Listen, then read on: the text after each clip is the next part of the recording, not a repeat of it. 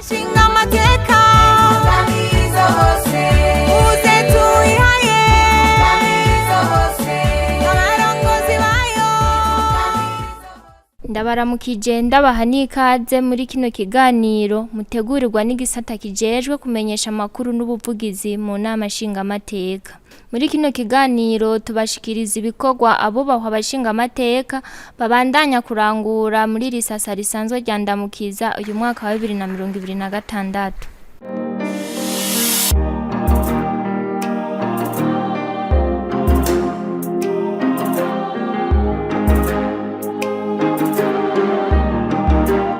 Ku munsi wa gatatu w'igenekerezo rya 13 Rusama 2026 Inama nshingamateka yarakoranye mu nama ya bose irongowe n'umukuru wayo Nyeniteka Daniel Ndabirabe aho banyakubahwa abashingamateka bari baramutse biga integuro y'ibwirizwa yerekana uko amafaranga ya leta yakoreshejwe mu mwaka wa 2024 ushirwa 2025.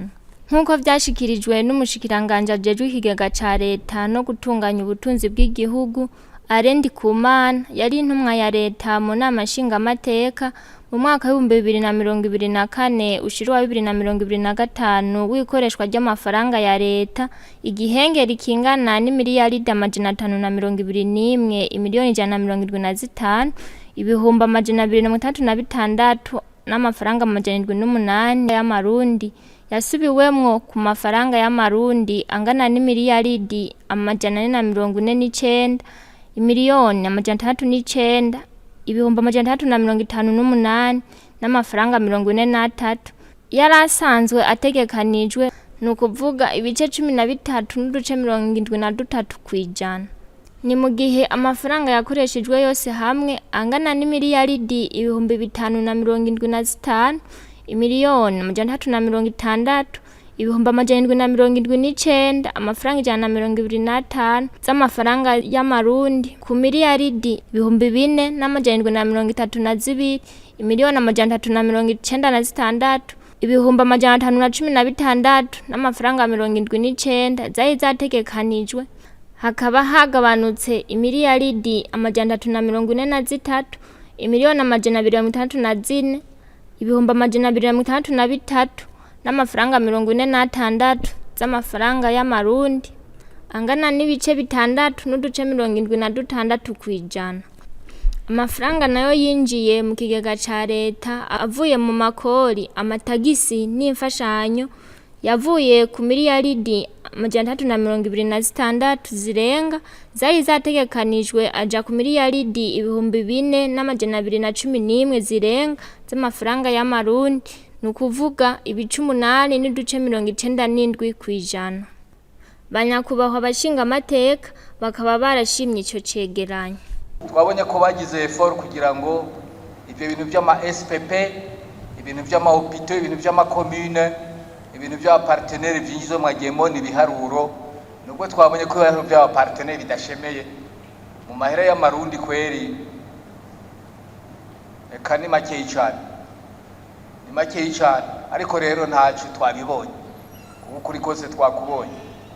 Aha rero ibyo byose rero byagiyemo twabibonye aho hari mu ikoreshwa rya budget budget 2024-2025 murumva rero ko iyo yabaye intambwe ikomeye rero yabaye n'intango kugira ngo tubone neza ko bishoboka ko les annexes au budget zishobora kwinjizwa zikaboneka muri budget y'igihugu dans un budget consolidé, complètement consolidé. Nubwo aha ntituzakonesa tuvuga ngo amakosa ashobora kuba yarabayemwo ngo yobangana gute muri ibintu bijanye na annexe au budget, turazi ko amakosa kirimo turabizi, ariko tubivuze ni intango gusa turabonye ko le principe ishoboka ko les annexes au budget zishobora kuba intégrées totalement au budget mugabo buhoro n'amakosa arimo les zirimo zizogenda zikosoka. Ariko rero muri iyo nama ya bose banyakubahwa abashingamateka baripfuje kumenya ikiriko kirakogwa kugira hatoregwa inyishu ibihengeri vyama vyibonekeza aha umushikiranganje Ndikumana yishuye ko umuti ushimikiye ahanini mu gutunganya neza integuro z'ibikorwa bizorangurwa, hakabaho no kuraba ikiruta ikindi kandi gifitiye akamaro abenegihugu. Ikijanye kandi no gutunganya amasoko ya leta usanga ateba cyane, bigatuma imigambi myinshi y'iterambere idashigwa mu ngiro, wabaye kandi umwitwarariko w'abashingamateka. Aha nahone umushikiranganje yaratanze umuco. Si code yabugiteye ikibazo. None code ni igenda kuvuga ko umuntu ategezwa ku partitiona amamashi. Ahanini bujya n'abantu. Ikibazo si itegeko. Kuko marshe barayibona neza bakabona ko itegeko rimeze neza. Kuva kurujya mu beneficiaire n'ubundi gasanga imarshe bagiye barayipartitiona kugira bajya muri competition. Nibaza rero ko twokora mugabo ibiko birakogwa, nibaza ko ari byinshi cyane ku mafaranga ya leta. Iyi decentralisation tiko turavuga no munsi nuko tutifuza, mwarabonye ko twasuye ama ordonnance yerekana ibishobora kuba exécuté au niveau ya commune n'amaseuil ku matype de marché, ku mabiens de service turerekana ibidakenewe kuduga muri finance, turerekana ku mafourniture ibidakenewe kuduga, turerekana ku matravaux ibidakenewe kuduga. Isoko yo kubaka ikiraro hagati y'imitumba ibiri cyorinda kuduga muri finance. Isoko ryo kubaka ibirase bibiri muri zone byorinda kuduga muri finance. Nibaze ko decentralisation rero byinshi bizokugwa muri no ntunganya nshasha. Ama marché public ategeza ko afise abantu bashika 15 mu ntara, no kuvuga ko ariyo byinshi bitazoduga. Le fait ko tazoba dufite ibintu byinshi muri finance, nibaza ko bizotugabaniriza akazi. Naho nyene navuze ko hajya bigiye abantu nabo bameze neza 100%. Muga twibaza yuko na volume nyene y'ibintu, honorable Face arabizi yuko le volume y'abantu mu marché public baba bafise en terme y'akazi yabirenze ko mu marché yose yari centralisé yose muri finance. Ikindi cya kabiri nibaza ko cyofasha ni ibintu vya digitalisation tegezwa kujamo, tubishaka tutabishaka tegezwa kujamo, kuko birevita plus habayemo contact y'umuntu n'uwundi, plus niho haba ama sollicitation menshi cyane. Ikindi cya gatatu yakivuze honorable Dieudonné ni manque de planification. Itegeko riravuga neza yuko le 30 avril tegeza kuba twayeje engagement budgetaire, umuntu akamara amezi n'amezi atigeza ko iyo mashi. Le 30 avril ugataha saa 7 y'ijoro, saa 8 y'ijoro, ama marché yose akazala dernière minute. Bizana no kudutera ingorane kenshi kuko izo marché niziza kuba exécuté dans 3 mois, zicazi reporta mareste à payer. Hariho le manque de planification. Naho babasaba le plan de passation de marché hakiri kare babitanga à titre indicatif. Icyakane no vuga hari abantu bashama ibintu batazi ampleur yabyo. No fata exemple nk'ugiye gushiramo yuko uzokubaka centre ya cancérologie 50 miliyari, tukayashiramo muri budget agapasa kirakenewe, c'est vrai, na étude yaragira na kimwe arakora. None naho no gwa 50 miliyari ukubaka icyo kintu dans une année nibikunda. Nibaza rero yuko harakeneye kuraba natwe ko twitunganya, cyo tumategeza kuinsista kuri iki kintu cya planification, programmation, suivi, evaluation. Code ya marché public itegezwa guhinduka, kwitegeza kuba flexible nayo nyene. Ku kibazo kijanye n'abakozi b'ikigo kijejwe gutoza amakori n'amatagisi OBR bandika ibitigiri bidahuye n'ibidandazwa vyinjiye mu gihugu, bigatuma abadandaza bidoga, umushikiranganje w'ikigega ca leta no gutunganya ubutunzi bw'igihugu yishuye ko hagiye gushigwaho vuba ubuhinga bugezweho busuzuma neza ibidandazwa vyinjiye n'ibisohotse. Honorable Premier Vice yavuze kuri cyama SPP ati yarinya kuri ibi bijanye na année budgétaire na année fiscale na nayo année budgétaire na année civile ama société ya leta atagira. Nuko mwabonye ko twatanze proposition yuko amategeko ategezwa guhinduka kugira abantu bikonforme.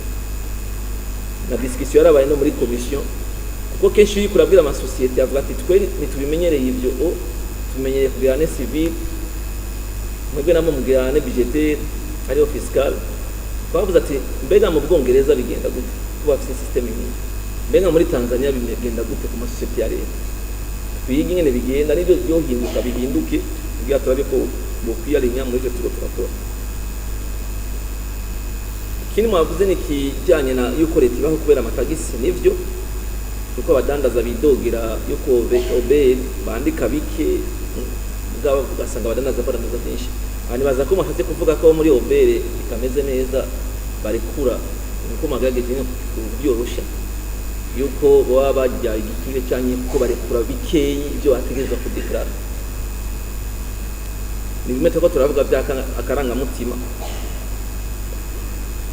kire tutegereza guhinduka natwe twenyene. Mugabo kubijanye na obere directement ifo ko dushiraho amasysteme de control ateye imbere cyane ibi by'amascanner kugira ashobore kubona neza ibidandazwa bihari. Ubuheruka twari kobero turiko twaraba nk'ibyo ariko barakora muga nk'imugina murazi ko ari poste nayo nyene icako byinshi muga na scanner ihari muga nzi two turashaka gushira muri budget kugira turabe kutogura scanner hariya za gahumo na scanner ihari. Ubu rero baramaze kubona ko benshi ubu basigaye bahindura bagaca za gahumo na hehe nari muri mugina ugasanga bakishiye ibintu kuko barazi neza yuko atascanner ihari cyane iki mugabo ibyo bice bibara nuko toshya amafaranga akeneye kugira dushe kubikoresho bya nkenerwa byo dupermeta kumenya exactement ibyo abantu bazanye kugira dushe kubifata ko amakori akwiye.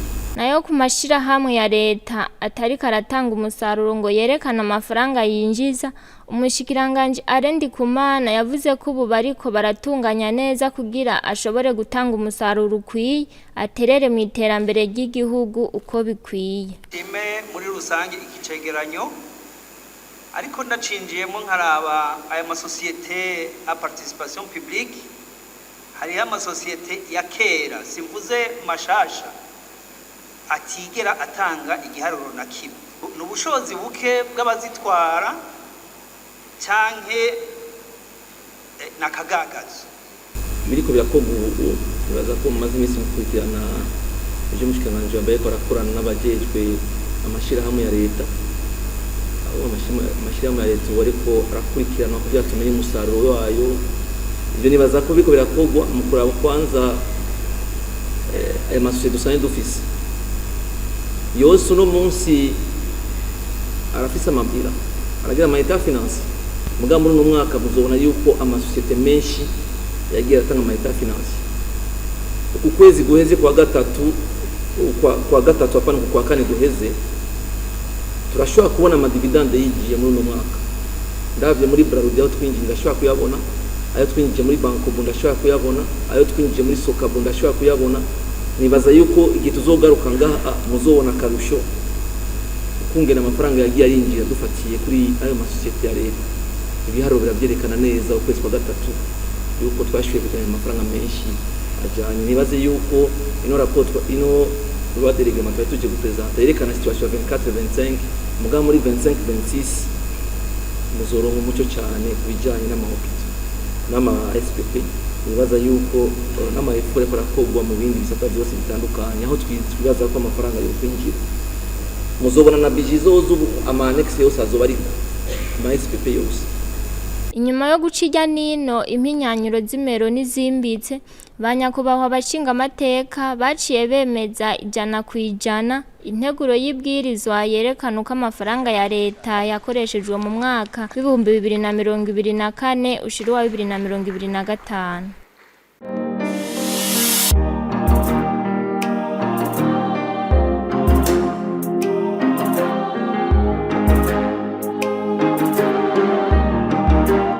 Nyamwigenda ko ntari miri mpeshi ni naco gituma kugira imigenderanire hagati y'u Burundi n'ibindi bihugu ari ngombwa mu guterera mu iterambere ry'igihugu. Ni muri iyo ntumbero kwigenekerezo rya 12 Rusama uyu mwaka turimo wa 2026 Inama Nshingamateka yihweje imvo n'imvano z'integuro zibiri z'amabwirizwa ajanye n'amasezerano hagati y'u Burundi na leta zunze ubumwe z'Abarabu yatewe k'igikumu kwigenekerezo rya 6 Ruhuhuma 2017 i Abu Dhabi. Izo nteguro zibiri z'amabwirizwa zikaba zerekeye gukinga itozwa kabiri ry'amakori ku nyungu n'inyuruzwa ryayo, guteza imbere no gukingira imitahe y'abanyamitahe mw'ivyo bihugu. Izo nteguro z'amabwirizwa zari zaje gusigurwa n'umushikiranganje ajejwe imigenderanire n'amakungu, iyinjizwa ry'Uburundi mu miryango y'akarere no gufashanya mu iterambere, Ambasaderi Edouard Bizimana, zemejwe 100% n'abubahwa abashingamateka bose bari bitabiriye inama. Oye 100%.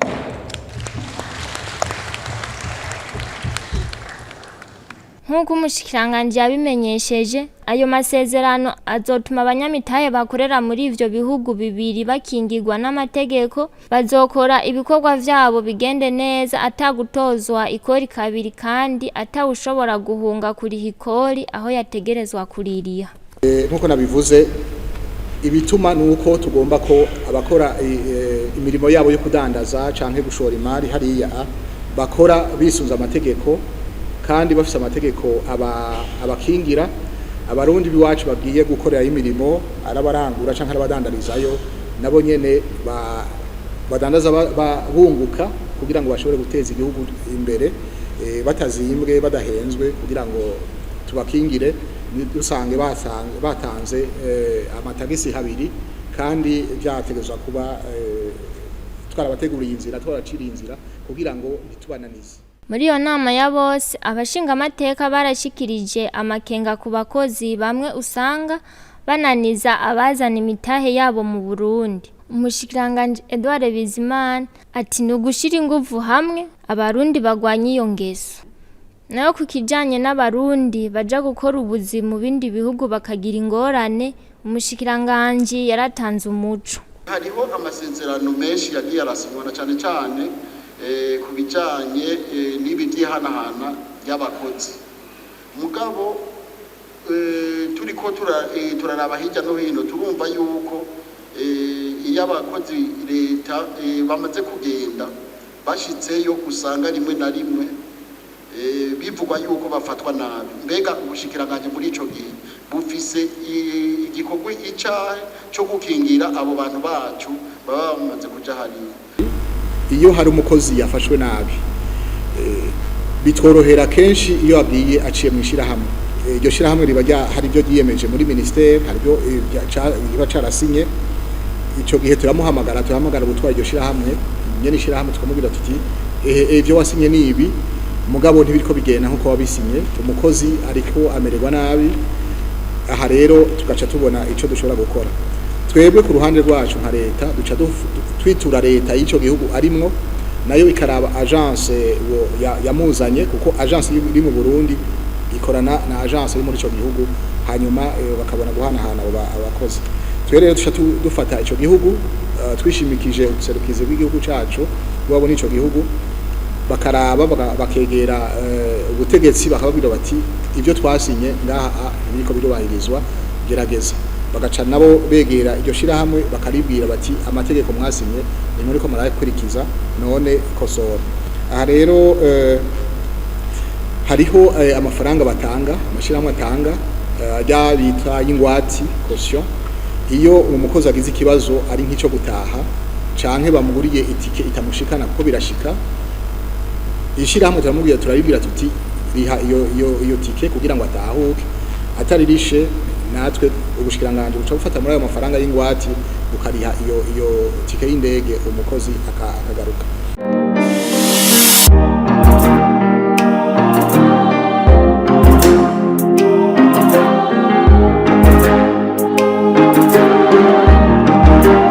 Ubugirigiri bugira babiri, kandi kuva na kera abarundi bamye baja hamwe bagahinda ikibiri mu guteza imbere aho babaye n'igihugu. Nico gituma n'ubu uwo mugenzo mwiza ari ngombwa ko ubandanya mu gukorera hamwe ibikorwa rusangi, indongozi zikaja imbere abene gihugu muri ivyo bikorwa. Naho rero nyene icubahiro umukuru w'igihugu c'u Burundi Evariste Ndayishimiye ari kumwe n'umutambukanyi wiwe Angeline Ndayishimiye yafadikanije ku munsi wa gatandatu igenekerezo rya 9 Rusama 2026 n'abene gihugu bo muri komine Matongo mu ntara ya Butanyerera mu bikorwa rusangi bijanye no kubaka ibiro vy'iyo komine, ikaba ari nyubakwa izo bigeretse 4. Ivyo bikorwa bikaba kandi vyatewe iteka n'umukuru w'inama nshingamateka Nyeniteka Gilles Daniel Ndabirabe asanzwe avuka muri iyo commune ari kumwe n'umutambukanyi wiwe n'abashingamateka batowe mu ntara ya Butanyerera, umushikiranganje w'intwaro yo hagati mu gihugu, iterambere rusangi n'umutekano, buramatari w'intara ya Butanyerera, abakenguza amateka n'izindi ndongozi zitandukanye. Mwijambo yashikirije umukuru w'igihugu Nyenicubahiro Evariste Ndayishimiye yaribukije ko ibikorwa rusangi ari byo vyubaka igihugu. Aha mbere akaba yamenyesheje ko bariko bariga ingene bitunganywa neza kugira bize birakorwa mu rutonde biheze biterere mu iterambere no mu kubaka igihugu.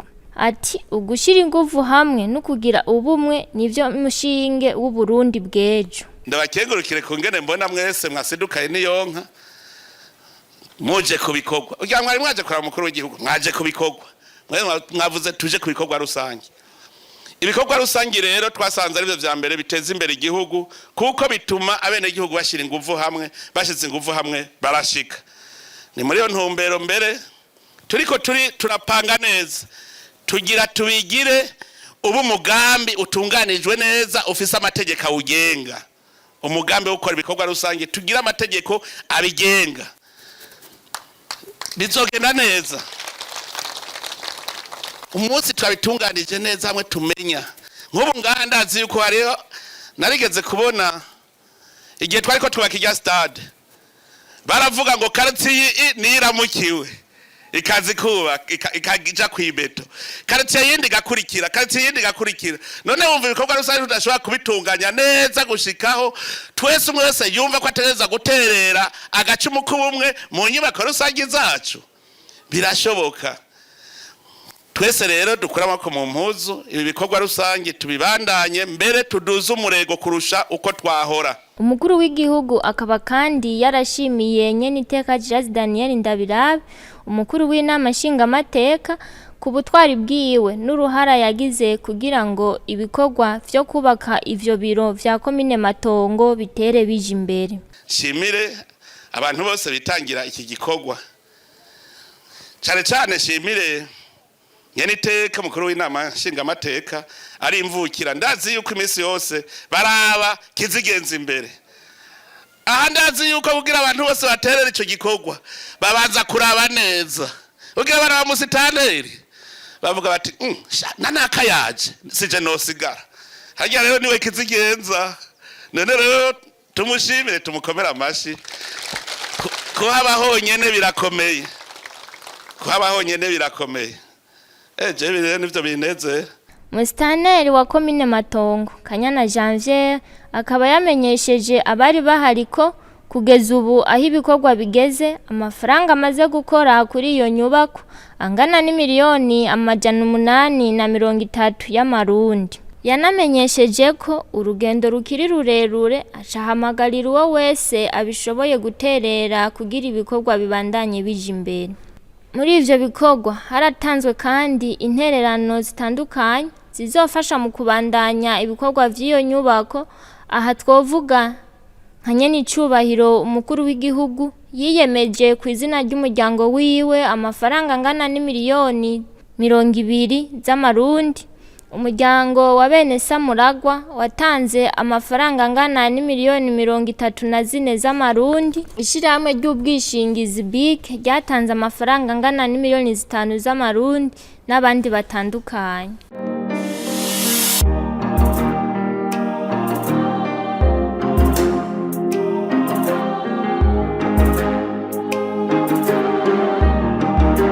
Nyuma y'imisi 40 hahimbajwe Pasika ku munsi wa kane w'igenekerezo rya 14 Rusama 2026 abakristo bo kwisi barahimbaje umunsi mukuru w'iyurira rya Yesu Kristo mu ijuru. Ni muri yo ntumbero umukuru w'inama nshingamateka Nyeniteka Gilles Daniel Ndabirabe ari kumwe n'abanyakubahwa abashingamateka batowe mu ntara ya Bujumbura yifadikanije n'abakristo bo mu rushengero ry'urutare mu guhimbaza uyu munsi mukuru.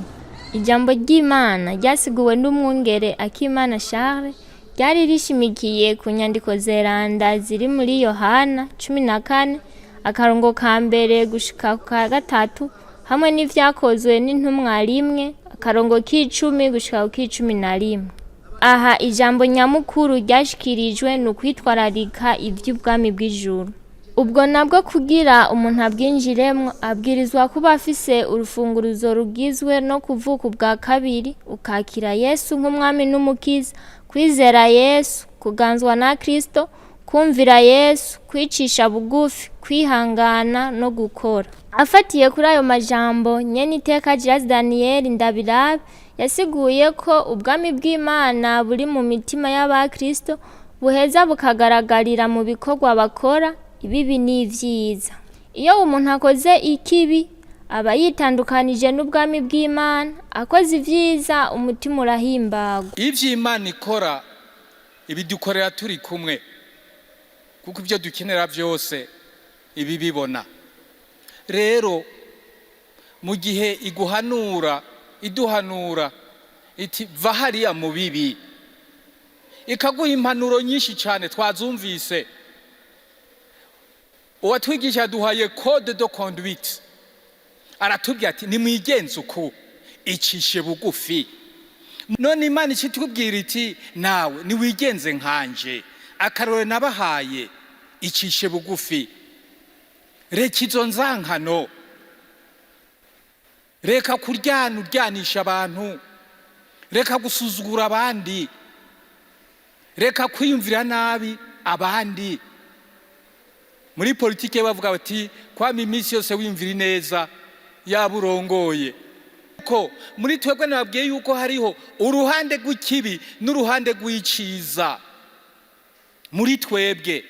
Ni ukuvuga rero yuko Imana ni nk'uko iri hagati na hagati, ivuga iti reka jewe ndabara hagati y'iciza n'ikibi, reka ndabe ingene wewe ushobora kuva aho nimba uhengamiye mu kibi uvemo, ndagukwege ndaguhe n'abantu bakwigisha kugira ngo bagukwege, bakuvane muri ivyo bibi, bakuvane mu ruhande rubi, bakuzane mu ruhande rwiza, muri ya ascension, kwa kuduga, kwa kuvuka ubwa kabiri, kwa kuduga nukuva muri yanzira trajectoire, yanzira uva mu kibi, yanzira uva muri obscurité. Kuri uwo munsi w'iyurira rya Yesu Kristo mu ijuru, umukuru w'Inama Nshingamateka yasavye abakristo bose kuvavanura n'ibikorwa bibi bibajana mu mwijima, nyabuna bihambirire ku kurangura ibikorwa vyiza bibashikana ku muco aribwo bwami bw'Imana.